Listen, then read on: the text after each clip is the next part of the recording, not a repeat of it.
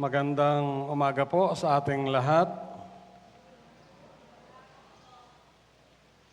Atin ding wini-welcome ang ating mga kapatid na kasama nating sumasamba sa Panginoon via Facebook Live. Mga kapatid, saan man pong dako ng mundo kayo naroroon. Welcome po sa ating pananambahan dito sa Bacoor, Unida Evangelical Christian Church. Natanawan ko rin yung ating mga kapatiran mula sa Biga, ang pamilya ng ating kapatid na Rod at Tess Serrano. Pwede bang tumayo, Kuya Rod, Ate Tess?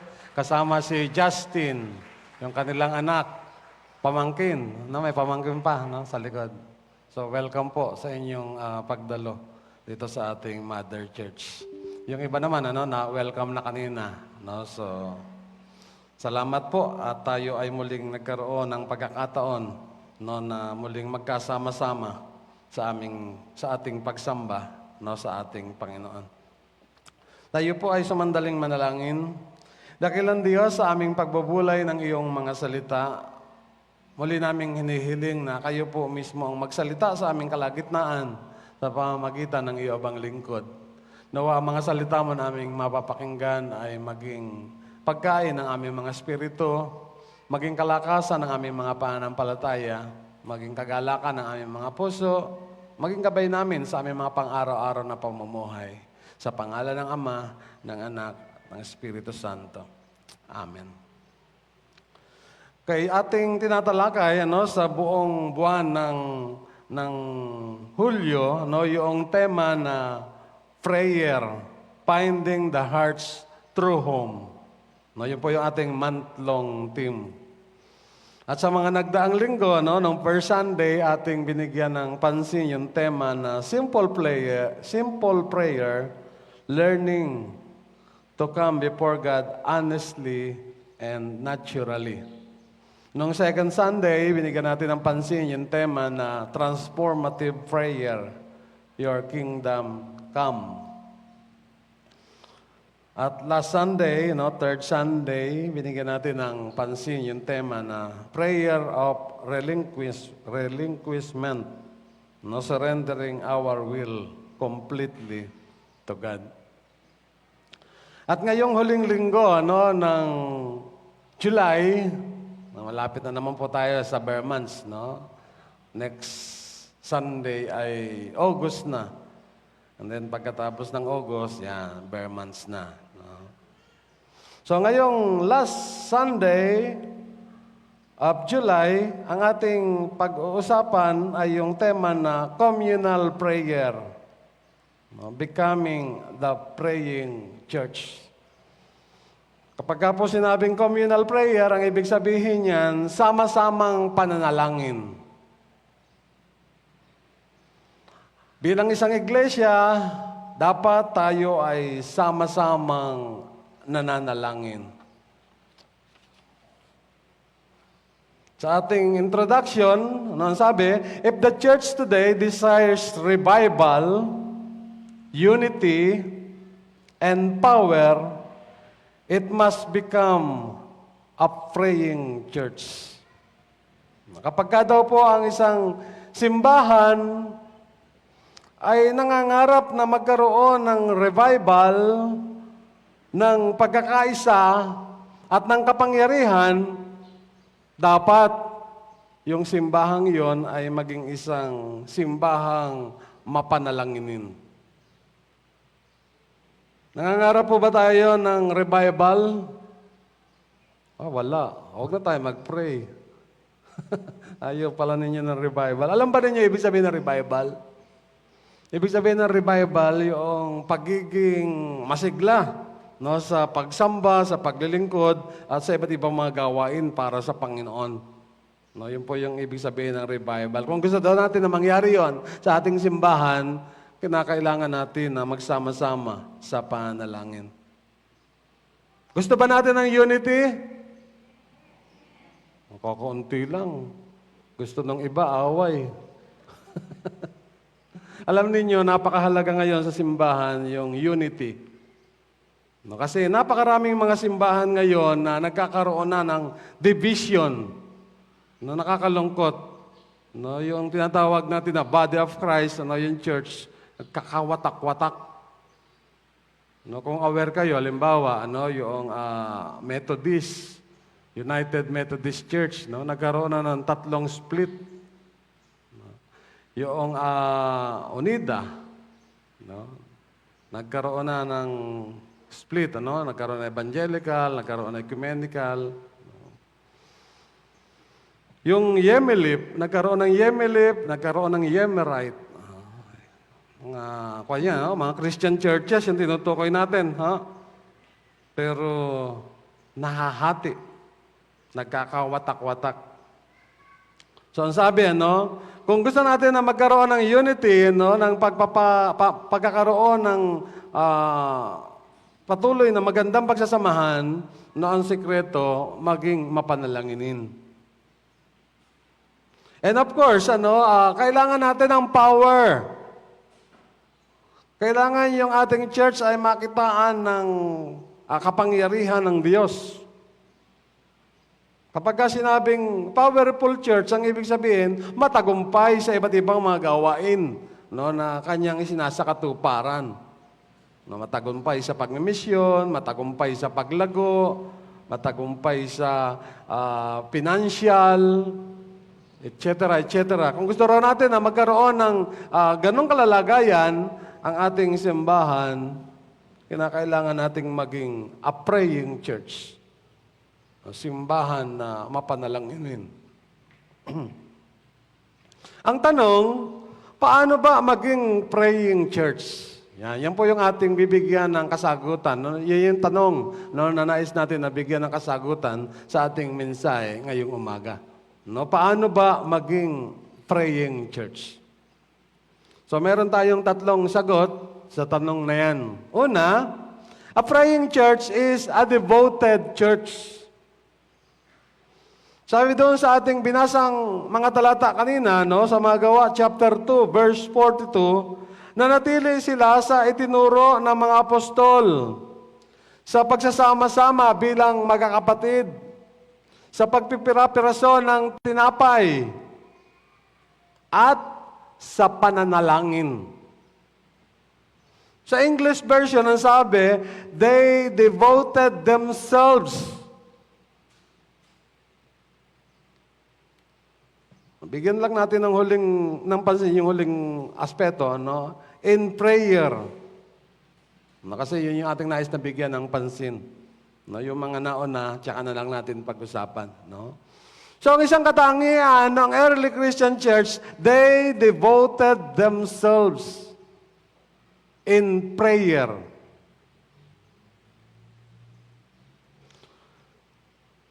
Doon po sa salitang devoted or devotion, nanggaling yung salitang deboto. Na parang na-associate lamang sa mga Roman Catholic. No, kasi sa mga gawain ng Roman Catholic natin, madalas na marinig yung salitang devote. Diba? Halimbawa, deboto ng itim na Nazareno. Madalas natin marinig yan kapag January. No? Deboto ng Santo Niño. No? Kapag February naman, ano, yung Santo Niño. Meron mga tinatawag na deboto ng Nuestra Señora del Pilar. Yun po yung patron ng Imus. No? So, kapag sinabing deboto ng Nuestra Señora del Pilar, no? Tuwing magpipiesta ang Imus, nagsisimba sa Imus, ganun. Deboto ng Our Lady of Manawag. No? Yun yata yung patron, ano, ng Baklaran. Kapag sinabing deboto ng Our Lady of Manawag, no, laging nagsisimba sa Baklaran every Wednesday. So, madalas na-associate yung salitang deboto, no, sa Roman Catholic Church. Pero, maging sa Evangelical Christian Church, kailangan natin na maging deboto. Hindi deboto ni Senior Pastor Manny Impante. Hindi yun.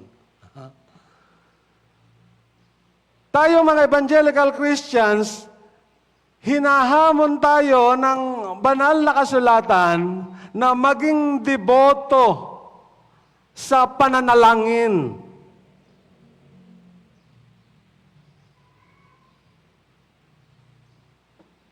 Prayer is not only a personal discipline but also a corporate calling.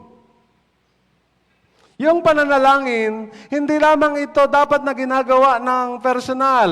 Okay, naniniwala ako sa inyo, no, na kayo ay madalas manalangin personally. Sa katunayan, pati yung mga magnanakaw, ginagawa yan. No, yung mga magnanakaw, kapag sila ay nagnanakaw, nagdadasal po ang mga yan. No, na sana wag silang mahuli sa kanilang ginagawang pagnanakaw. So naniniwala ako na ang bawat isa sa atin, meron tayong mga personal na pananalangin na ginagawa. Pero ang ating binibigyan ng pansin sa ating mensahe ngayong umaga, yung pananalangin ay hindi lamang ginagawa personally. Sa halip tayo ay tinatawagan ng Panginoon para maging deboto doon sa tinatawag na sama-samang pananalangin. Corporate prayer, communal prayer. Every church members must be devoted in prayer. Personally and corporately.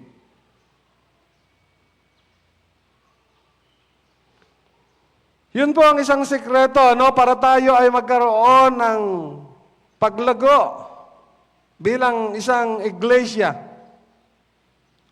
Yun po yung sikreto upang magkaroon tayo ng pagkakaisa bilang isang iglesia. At yun po yung sikreto upang maging matagumpay tayo sa iba't ibang mga gawain na ating isinasakatuparan bilang isang iglesia. Every evangelical Christian church member must be devoted in prayer. Maging deboto tayo, no, sa pananalangin. Amen po ba? Isa sa mga Christian discipline, no, na dapat makita sa atin yan, no, bilang mananampalataya. Lagi tayong nananalangin. Okay lang na manalangin kapag may sakit, pero hindi lamang kapag may sakit tayo dapat manalangin. Kahit walang sakit, dapat nananalangin. Amen po ba? Yung iba, pag walang sakit, hindi na nagdarasal. No? Pag nagkasakit, todo-todo ang dasal.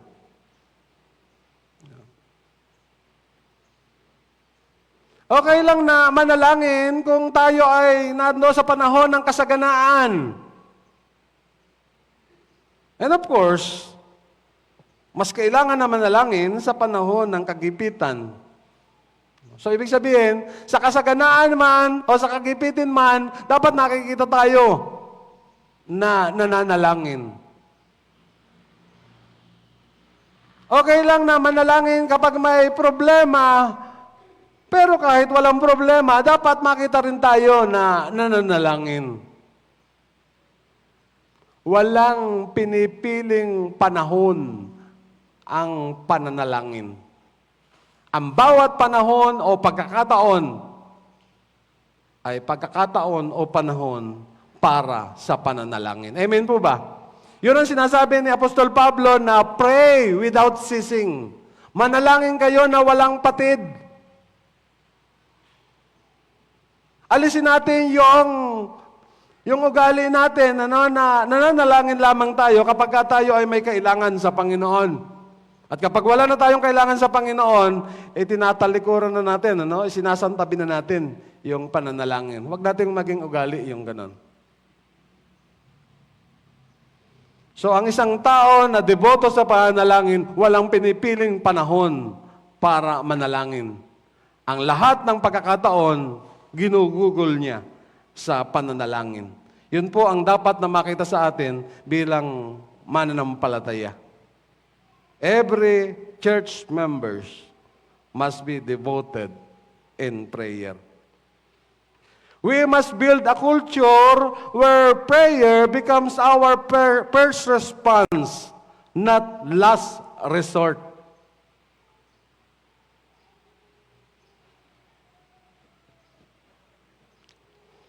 So, yun po yung sinasabi natin, ano, na minsan may mga tao na nananalangin lamang pagka may problema na, pag may pangangailangan na, pag nasa peligro na. No? Last resort, ginagawa nating last resort, no, yung pananalangin. Pero ang isang magandang matutuhan natin bilang mga mananampalataya, ano, gawin natin na yung ating pananalangin, first response. Sa anumang bagay na gusto natin gawin, simulan natin ito sa pananalangin. Pag-aaral, pagtatrabaho, pagbibiyahe, pakikipag-usap, pakikipagrelasyon, etc., etc. Anumang gagawin natin, simulan natin ito sa pananalangin. At kapag yon ang ating naging disiplina, doon natin mararanasan yung pagkilos ng Diyos. Doon tayo makakaranas ng pagtatagumpay, no, sa ating mga ninanais, sa ating mga buhay. Amen po ba? So kailangan natin na maging deboto sa pananalangin. A praying church is a devoted church. Pangalawa, a praying church is a united church.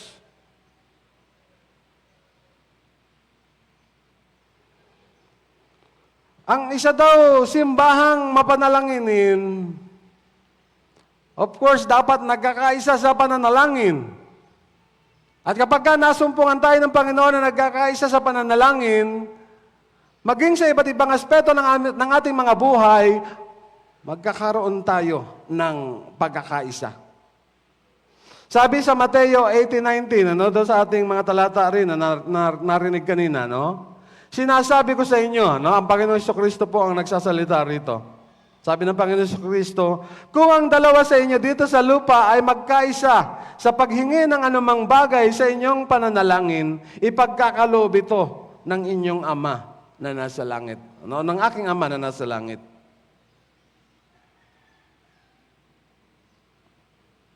Napakagandang pangako, napakagandang kapangakuan ng Panginoong Jesucristo.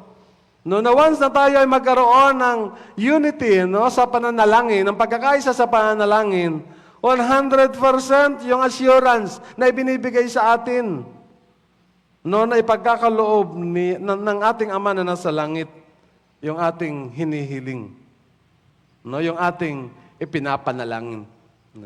The early Christian church became vibrant, growing, and spirit-filled church because they were united in prayer.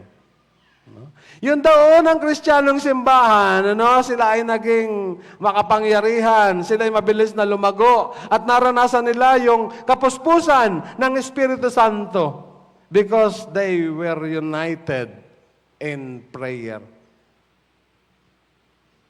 Yung binanggit kanina din doon sa ating scripture reading, They devoted themselves in prayer. All church members must be united in prayer.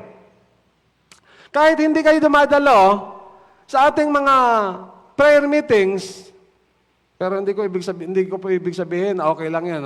Ang sinasabi ko lamang, kung talagang hindi kayo makadalo, doon sa ating prayer meeting every Wednesday, maging kaisa tayo sa pananalangin. Ibig sabihin, kung tayo nandun sa ating tahanan, sumabay tayo sa pananalangin para sa ating iglesia. Kung kayo ay nasa trabaho during that time, magkaroon tayo ng kahit na ilang minuto para tumigil sa pagtatrabaho para sumama sa pananalangin ng ating iglesia. Kung kayo ay nasa biyahe during that time, maging kaisa tayo ng ating mga kapatid sa pananalangin. So yun po yung ibig sabihin ng united in prayer. Hindi porket hindi ka na dumalo sa prayer meeting, hindi ka na mananalangin. No, makiisa ka pa rin, no, sa panalangin. Maglaan ka kahit na ilang minuto, no, na ang church ay nagpipray ng sama-sama. No, kahit doon sa tinatawag na in spirit, no, maipakita mo, no, na ikaw ay nakikiisa sa pananalangin ng ating iglesia. All church members must be united in prayer. Dapat lahat tayo ay nananalangin para sa ating iglesia. Amen po ba? Baka naman pagka kayo ay nagpipray, puro pamilya nyo na lamang ay pinagpipray nyo. Huwag naman. Maging sa inyong mga personal na pananalangin, maging sa pananalangin ng inyong pamilya, isama ninyo lagi yung ating iglesia. Lagi ninyong ipag-pray, no, yung inyong mga pastor. Lagi ninyong ipag-pray yung ating mga leaders, mga elders, mga miyembro ng church council, yung mga officers ng iba't ibang organization. Lagi nating isama sa panalangin yung ating mga pangangailangang pinansyal. Lagi nating isama sa panalangin yung ating mga outreaches. Yun po yung ibig sabihin ng united in prayer. Ang pagiging miyembro ng isang simbahan ay hindi lamang yung pagdalo every Sunday. Kung hindi, actually, 4 apat yun, no? Na nabigyan ko na rin yan ng pansin doon sa aking mensahe sa mga nakaraang mga buwan. Kapag ikaw ay miyembro ng isang iglesia, dapat gagampanan mo yung 4 na P. Una, pagdalo. Every Sunday. Pananalangin. No, yung pagbibigay. Paglilingkod. Yun po yung ibig sabihin ng 4 Ps. No, yun po yung tungkulin ng isang miyembro ng isang iglesia lokal. No, dapat yung 4 na pinakikita sa kanya. So kasama doon yung pananalangin. So maging sa inyong mga personal na pananalangin, maging sa pananalangin ng inyong pamilya, kung kayo mayroong mga tinatawag na family altar, family devotion, isama po natin sa tuwi-tuwi yung ating iglesia. Unity is strengthened when we kneel together in prayer. Para mapanatili natin na yung ating iglesia ay buo at nagkakaisa, lagi natin itong isama sa ating pananalangin. Huwag nating hahayaan na matulad tayo doon sa ibang simbahan na nahahati, nagkakawatak-watak, nag-aaway-away. Hindi po maganda na makita yon, no, sa isang simbahan o sa isang iglesia lokal. Pero in reality, nangyayari. So sa ating mensahe ngayong umaga, binibigyan tayo ng kaparaanan para hindi yun mangyari sa ating iglesia. No, sinasabi ng mga salita ng Diyos para manatili na nagkakaisa ang isang iglesia lokal, no, maging mapanalanginin tayo sa isa't isa. Let us pray together. No? Let us pray each other. So yun po yung binibigay na nakaparaanan sa atin ng banal na kasulatan, no, para tayo ay manatiling matatag at manatiling nagtatagumpay, no, sa ating misyon o sa mga gawain na ipinapagkatiwala sa atin ng Panginoon. No? Kailangan nating maging isang praying church. No, nagkakaisa, no, sa pananalangin. Okay, pangatlo, a praying church is a gathering church. Sabi sa ating narinig ng mga talata rin kanina, sa Mateo 18:20, sinabi ng Panginoong Hesus, sapagkat saan man na may 2 o 3 na nagkakatipon, dahil sa akin, naroon ako at kasama nila. Bagamat tanggap natin na kahit na magkakalayo tayo, pwede tayong magpanalanginan sa isa't isa, pero sinasabi rin ng banal na kasulatan na may mga pagkakataon na kailangan natin na magkatipon, magkasama-sama. At kapag ka tayo ay nagkakatipon at nagkakasama-sama, ang konteksto, pananalangin, no, prayer meeting, ang sinasabi ng Panginoong Hesus, 100% no, naroon ako nakasama ninyo. Throughout the Scripture, God works powerfully when His people gather together in prayer. No, marami mga pagkakataon sa banal na kasulatan no, na nagkaroon ng mga kamanghamanghang pangyayari na ang may kagagawan ay ang Diyos dahil sa pagsasama-sama ng mga mananampalataya para manalangin. Kung gusto natin na sa simbahan natin ay makita natin yung mga kamanghamanghang gawa ng Diyos, ang dapat natin gawin, all church members must gather together in prayer. Kung hindi man natin magawa na every Wednesday, nandito tayo sa Mother Church, no, kasi yung ating prayer meeting, Mother Church, no, kahit man lang sana every other Wednesday. O kung hindi pa rin kaya na every second Wednesday, o kahit once lang, a month.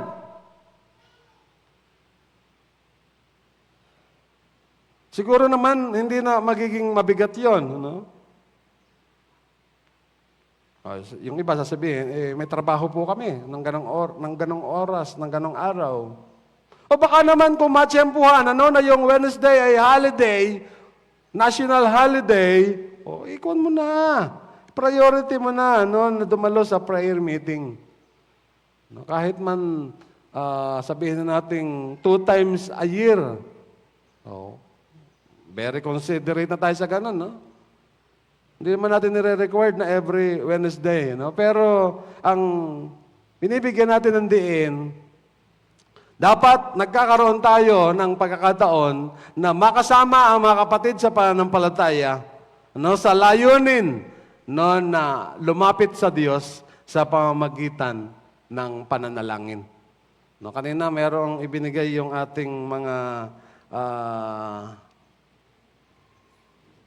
kababaihan, ano? Ayan, you are invited. No, sino hindi nabigyan nito? May pinamigay kanina, no, mga kababaihan. You are invited because you mother to God. No? So, invitation for prayer meeting. So, mahalaga na tayo ay naging kabahagi ng ating iglesia doon sa tinatawag natin na sama-samang pananalangin.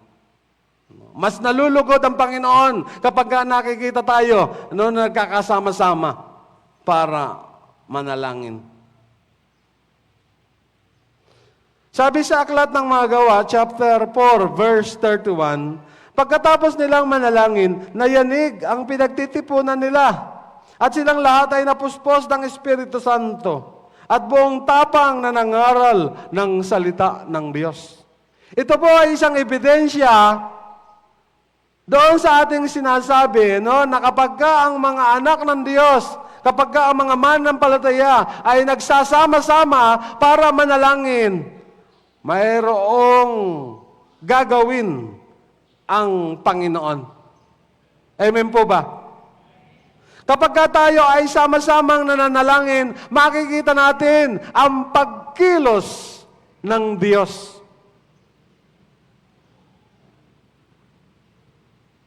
Minsan hindi natin nararanasan yung pagkilos ng Diyos kasi hindi tayo nagsasama-sama sa pananalangin.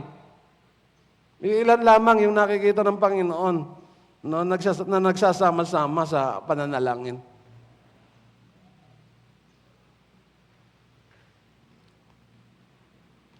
Noong bago gunawin yung Sodoma at Gomora,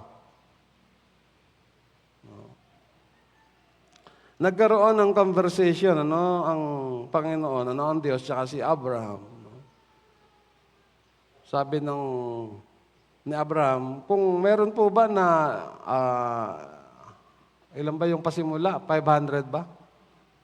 No? Something like that. Ano? Hindi ko na pero malaking figure, ano? Pagka po ba merong, sabihin natin na 100 na matuwid sa Sodoma at sa Gomora, gugunawin pa ba ninyo ang Sodoma at Gomora? Sabi ng Panginoon, okay, hindi na. No? 100, okay na. Consider na yun. Pero napag-isip-isip ni Abraham na baka walang 100 yung matuwid, tumawad. Pwede po ba na lang 50? Kahit 50 na lang. Ang Panginoon madaling kausap, sabi niya, okay. Kung may 50 matuwid sa Sodoma at sa Gomora, di ko nagugunawi yan. Pero napag-isip-isip ni Abraham na baka wala 50 yung matuwid. No? Pwede ho ba na ko na lang 30? Hindi ko sigurado yung figure, no? Basahin niyo na lang. Pero parang gano'n yun po yung tema, no, ng kanilang pag-uusap. Tumatawad. No? So, sa huling tawad, ano yung huling tawad? Sabihin na natin, 15. Ako 15. Okay, sige, hindi ko na. Pero ang nangyari, noong makita ng Panginoon na wala pa sa 15 yung matuwid, di ginunaw ng Panginoon yung Sodoma at Gomora. So, ganun din sa pananalangin, no? May mga pagkakataon na kapag may hinihingi tayo, gusto ng Panginoon na makita na marami yung nagsasama-sama para hingin yung bagay na yon. Baka yung desire natin na makapagpa-aircon ng simbahan, baka hinihintay lamang ng Panginoon na yung ating attendance sa ating prayer meeting ay umabot sa 100. Umabot na ba tayo sa 100 sa ating prayer meeting? Hindi pa. 41, no? Konti na lang. No? Baka hinihintay lamang ng Panginoon na 50 yung maging attendance ng prayer meeting, no? Para i-grant niya yung ating nire-request. Pero 41 pa lang yung pinakamarami. No? So mga kapatid, para tayo ay magkaroon, no, ng kasiguruhan na igagrant ng Panginoon yung ating mga kahilingan bilang isang iglesia, dapat tayo ay sama-sama na makita ng Panginoon na nananalangin. No, napakahalaga ng pagsasama-sama sa pananalangin. Isa sa mga bagay na hinahanap sa atin ng Panginoon, yung sama-sama, no, sa pananalangin. A praying church is a gathering church. Gathering in prayer. Okay, sa ating application ng ating mensahe, no, sa umagang ito, ministry effectiveness flows from dependence on God.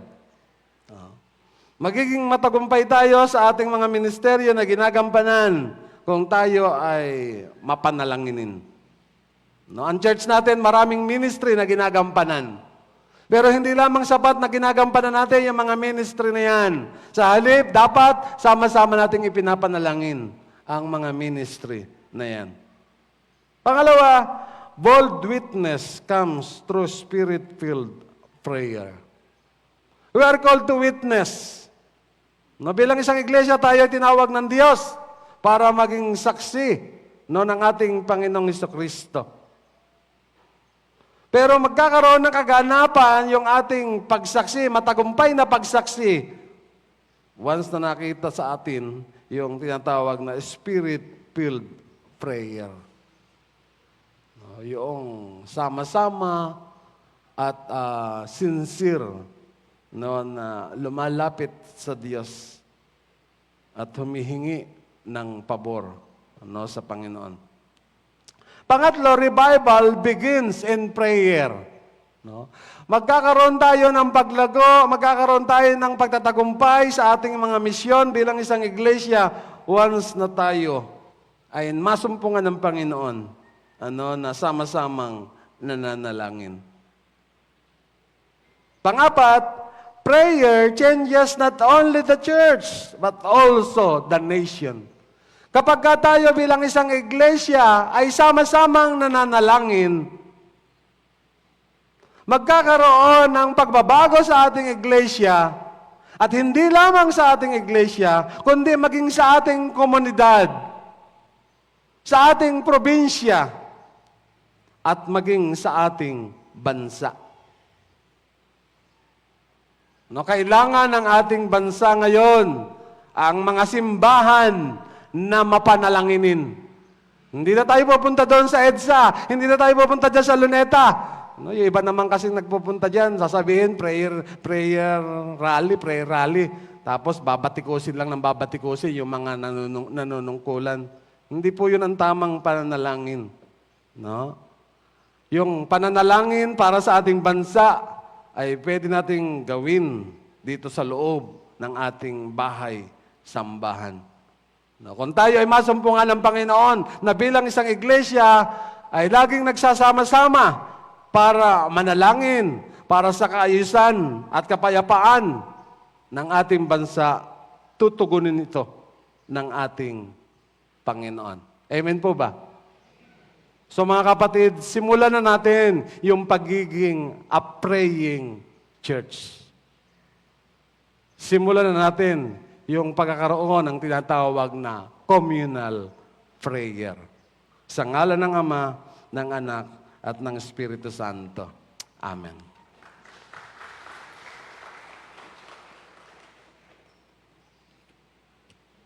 Salamat po, Pastor.